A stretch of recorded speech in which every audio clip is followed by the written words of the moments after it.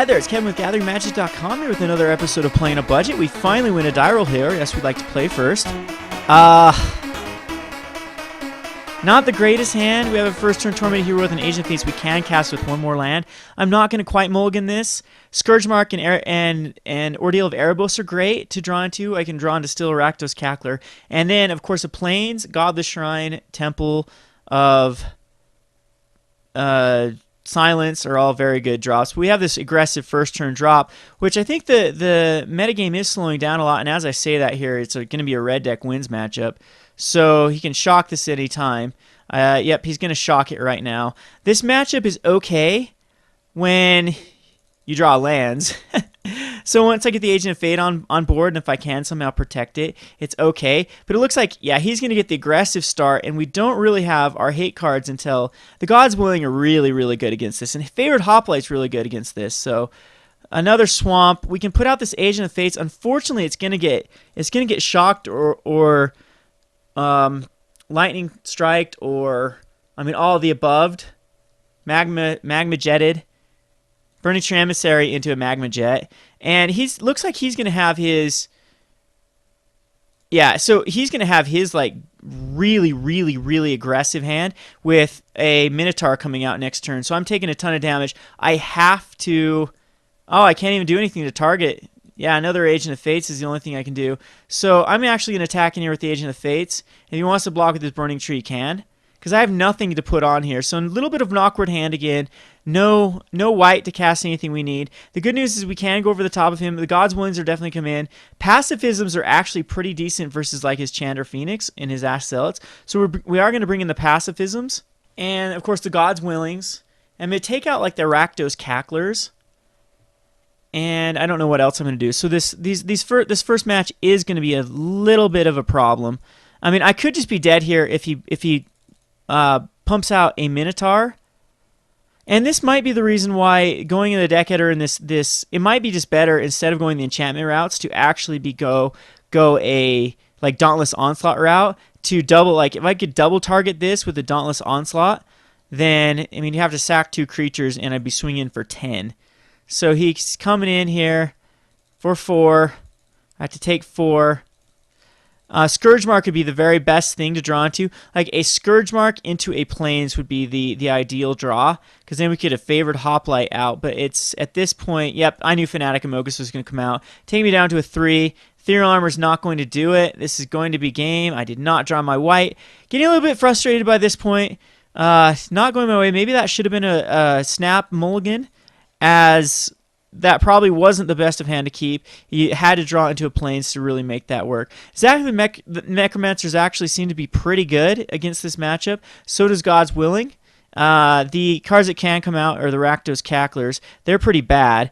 Another card that can come out is the Ordeal of Erebos because of the way that red deck wins. Unloads their hand. I'm not really liking Spear of Heliod at all, even in this deck. I think it's something I need to take out. So 4 more cards. Maybe I think the Xathrid Necromancers are very good. They can chump block, and every time a creature dies, I get another one. Maybe Fencing Ace. I am on the play, so I want to keep Fencing Ace. And Orzhov Charm actually is too good not to. So maybe the Xathrid Necromancers are the cut. And we keep the Gift of Orzhov. Those are our key card to winning this matchup. I like the Ethereal Armor. So the Scourgemark are great. They cantrip themselves, of course. And with the Agent of Fates, they allow me to. So I'm going to keep it like this. I'm going to try to be. I'm going to be more aggressive than he is. Yes, we'd like to play first. And now we're back to this. This is just.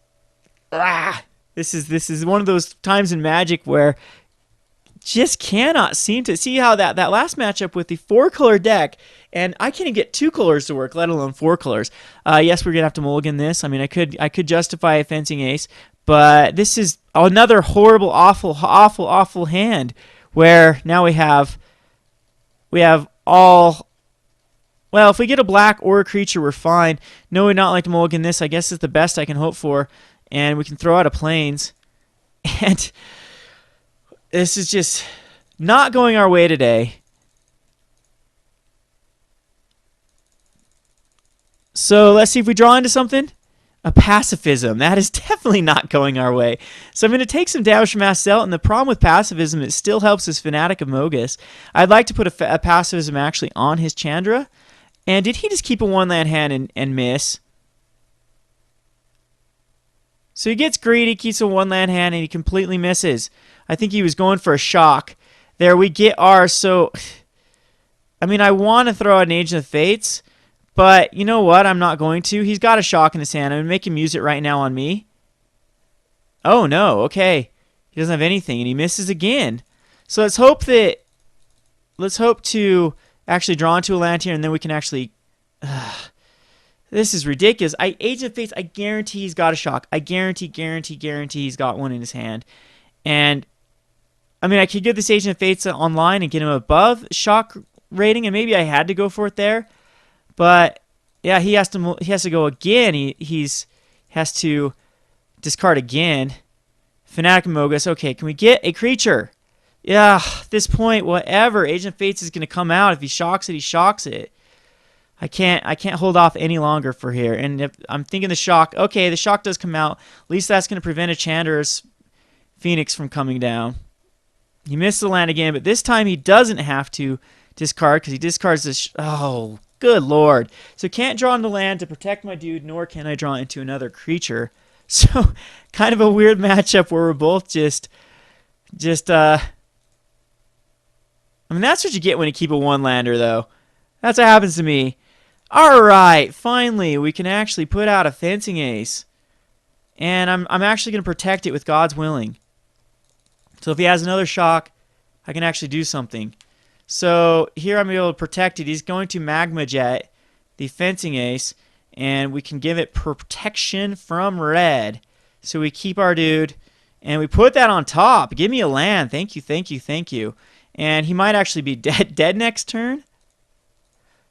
As we can go Ethereal Armor and another Ethereal Armor. Put him up. No, he's not quite dead. I'm going to go Scourgemark, and we'll protect him with God's Willing.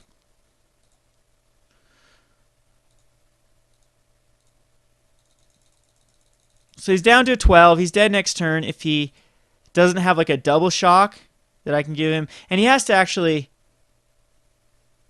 Yeah, the Mutavault, he can actually sack his Mutavault to absorb the Fencing Mark, but then he'll be down back to another land. Yeah, so this deck would definitely have some work to do on this deck. I hope you can see how explosive this can be. I haven't showed this yet. In testing, it was working a lot better before I started taping it. Of course, that's usually how it works. Is you test a deck, it works great. And I mean, I ran through the gauntlet of decks. It was a little weak versus the Mono Blue Devotion, but it was doing very well against green decks. I was running against a lot of Celestia aggro decks, and the Agent of Fate with chaining like Scourgemarks, and a lot of times they can't keep up with you. Again, this might just be so Lightning Strike. We're going to give it pro red again, and he does scoop. Okay, so he was dead the next turn. Agent of Fates. I think Xathrid Necromancers need to come in here. And at this point, it might just be taking down the enchantment rate. So taking out even like a Fabled Hero maybe is too slow. And these Fencing Aces, I mean, that gets rid of our explosive start. And maybe actually I need to keep in creatures though. And maybe Fabled Healers are better, just plain better than Fencing Aces. As I can hook those up eventually with... And then Xathrid Necromancers will replace themselves and be great blockers, though. So I'm thinking that this is the right way to go. I'm going to bring in 2 Fencing Aces and take out a Scourgemark. And we're going to take out 2 Scourgemarks. Even though they're the best card in my deck with the Tormented Hero, or the Agent of Fates. So I'm going to keep this... Yeah, I'm going to keep this how it is. The problem with red is they run just so much removal that all he needs to do is he needs to put like an early Cackler and then just remove. So hopefully, like the best card for me to see in my opening hand would be a Tormented Hero or a Favored Hoplite, and preferably a Favored Hoplite attached with some God's Willing so that I can get my Favored Hoplite up to larger than a 4 damage, and then I can just, keep like if I throw an Ethereal Armor, if it's a God Willing and Ethereal Armor, another mulligan. This deck is just... I'm gonna keep this again. It's what is up with this? It's been all black or all white. I'm running plenty of dual lands. There we go. Seeing a Godless Shrine now, so that can come out. Desperately need to draw into another creature. 18 of them to be exact. Ash Zealot's probably gonna come out here. Oh, that's even worse than Ash Zealot. If he can actually, there's usually a lot of times they can't spend their mana. So just a Cackler. He's down to 3 cards. And another Godless Shrine. Needed my 1-drops. Really need my 1-drops to beat this deck. But the good news is I can throw out a Fabled Hero to bait off some sort of removal. Yeah, the Fabled Hero is definitely the way to bait off some removal. I guarantee he's got a Magma Jet or a Shock in his hand. Yep, so there's the Shock. But the good news is next turn I can actually... Hopefully he spends out for like a Phoenix here. Oh, I don't like that he's leaving one open for another Shock. That's going to be very problematic. But at least I can get some sort of...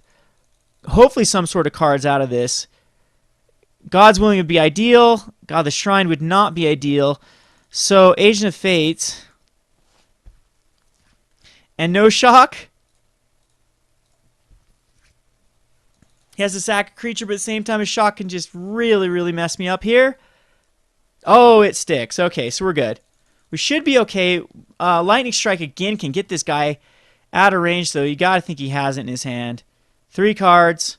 Yes. All right. Down to 2 cards. And I'm just on fumes here. Drew into too many lands. A Favored Hoplite will be okay. Wow. All right. So Magic is very cruel today. Very, very cruel today. To keep a 2-land hand and draw it all. So, did Mole too. So I'm going to die here. Probably do like a Chanter's Phoenix. There's a Mutavault. And, yep. So really the only thing I can draw into is an Agent of Fates.